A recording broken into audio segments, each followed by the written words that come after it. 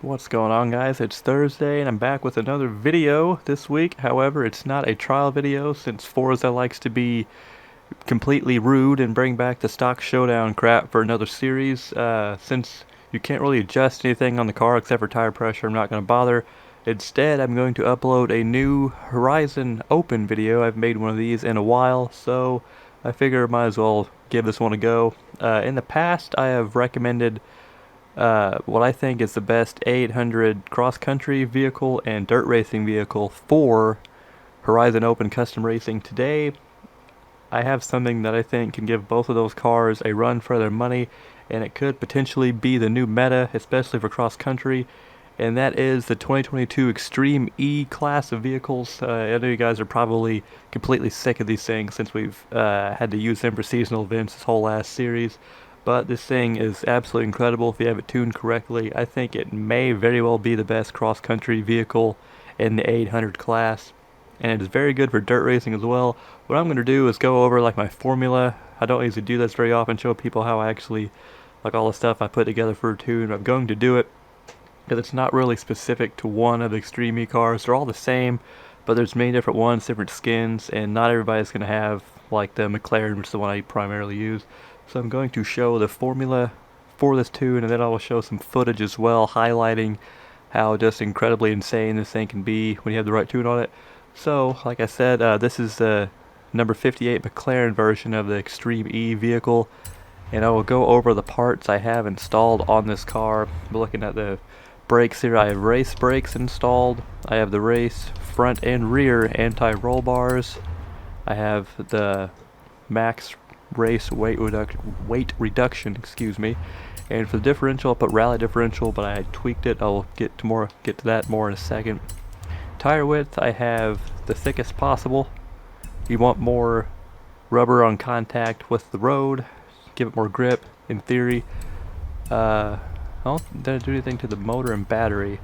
I did. I have the street motor and battery parts because it keeps it in the 800 range. It doesn't, you add other ones, it doesn't really do a whole lot. Like, it makes it go to S1, but it doesn't really affect much in a positive manner.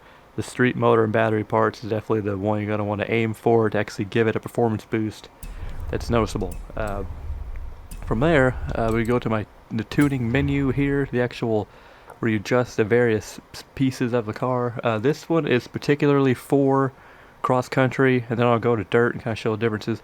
Tire pressure I never really adjust. I usually keep it the same because I don't play with tire wear on or anything like that, so I keep that 17 even. For gearing, I have this one down to 3.70. By default it's like 4.3 or something like that, but I definitely have it more speed oriented so you don't like completely hit the rev limiter on the faster cross country circuits, like on El Descenso cross country or something like that. You want to have extra, extra more mile per hour to play with. We're not just hitting the rev limiter, we're going fast downhill. So this helps. 370 is a pretty good mark for cross country. It's pretty good for having good top speed, but not really losing that acceleration that you can potentially mess up if you have it geared all the way towards speed. For alignment, what I did for this car, I think it makes it handle pretty well. It's pretty good balance on the car. I have the camber on the front. I have negative 1.5 degrees. For the rear, I have negative 1 degree. That's more or less how I do most of my cross-country builds. Sometimes I'll do like a 2, 1.5. That's usually how I do road racing too. But for cross-country here, 1.5, negative 1.5, negative 1, very good kind of baseline to shoot for here. Now for the caster angle, for most of my dirt slash cross country builds, I usually cab at 6.5 degrees. I think it's really comfortable. It feels really good if you're doing like a swooping turn or something like that at high speed. It has, I don't know, it just feels, it's nice and responsive. You might not have that entire degree of steering input, I guess, to mess with, but it's very, very comfortable. It's very, very good. If I have a bigger vehicle, a lot of times for like off-road, I have it go down to 5.5.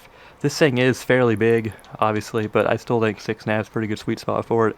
Everything just feels nice and flowy. Everything's in balance. It just feels really good.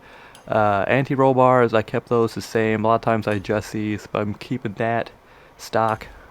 Springs I kept stock as well. I think for cross country, ride height 16 inches even is the way to go. I have it set to 16.5 right now because I was trying some different things, but really 16 is the way to go. 16 and a half, sometimes on the hard landings on like concrete surfaces, your car will kind of do a wheel stand afterwards. It's just a pain. So really 16 inches even is the way to go for cross country. I probably wouldn't go much higher than that. Damping, this is something that did change a little bit. I have it, the stiffness, I have 4 on the front, 5 on the rear. That's rebound stiffness. Any actual bump stiffness, I have a half of each. I usually do this for all my builds. If I have like 4 for the rebound, I have the bump half of that. So 2 for the front, 2.5 on the rear. I usually have lower values for dirt and cross country racing. It's better for, I guess, rougher, like if you're doing a lot of jumping around, a lot of uneven terrain and that sort of thing, it seems to kind of help. So that's what I did for this truck, and it actually works pretty well. Aero, there's nothing to change. Brakes, I kept the same. Differential, I decided to go with my traditional, I guess, cross-country, off-road differential tuning here. This is what I do to almost all of my off-road cross-country tunes. I will occasionally adjust a little bit, but I usually like to have a nice 50-50. Have the center split straight down the middle, 50% to the rear, 50% to the front, and I max everything completely out, 100% all across the board for acceleration, deceleration. It seems to work really well for off-road. It puts the power down when you need it. And it's just very, very efficient off-road.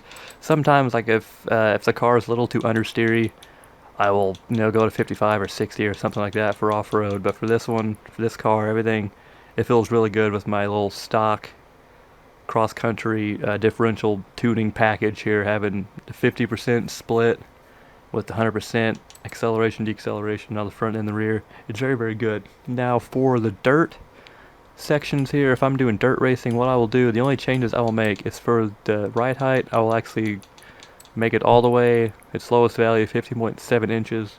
You're not really going to bottom out a whole lot on dirt. It's going to have a little bit more stableness, I guess, because you're lower to the ground. So it's going to be a little bit better handling, but you're not going to bottom out really that much. It's just a little bit better for dirt racing, and especially in dirt racing, you do get some of those sections where it's going to be road surface, like pavement, asphalt, whatever, and this will kind of help in that particular section of those circuits or trails or whatever it is. And the only other change I make for acceleration, I have it bumped up to 4.05. I think that's pretty good. You get a little more acceleration out of the deal, and you're probably not going to hit the rev limiter very often. There's a couple dirt races where at the very end you get close, but usually it doesn't ever get to that 158 mile per hour threshold. I think 4.05 is probably the best way to go there, but I'll put everything back to my cross-country settings here. But those are my settings for this particular vehicle, the Extreme E vehicles. Again, it's all going to be the same. They're all the same car. They just have different paint schemes. So like all the values going to be the same tuning wise. So that's pretty much the whole tune, how I decided to attack this vehicle. And now I'm going to show some footage here. I'm going to show, I don't know if I'm going to show all 3 races. I had 3 cross-country races, 3 dirt races from 2 separate Horizon Open sessions. I'm probably not going to show all of them. I'll probably show maybe 2 of each. I'm going to let that play out the rest of the video. Hopefully this helps you out. If you guys wanted something new to conquer Horizon Open with, I definitely recommend giving the 2022 Extreme E line of vehicles a go. It's very, very good. I think it's probably the best 800 cross-country vehicle. And for dirt racing, it's going to be very, very competitive as well. Don't sleep on the saying. If you had your fill of it, or you thought you had your fill of it before using it in seasonal events, get that out of your mind and use this thing again in some Horizon Open custom racing, and you're going to be very, very pleased. Leave a like on the video if it helped you out. Subscribe if you want more videos like this, and I will see you in whatever video is next.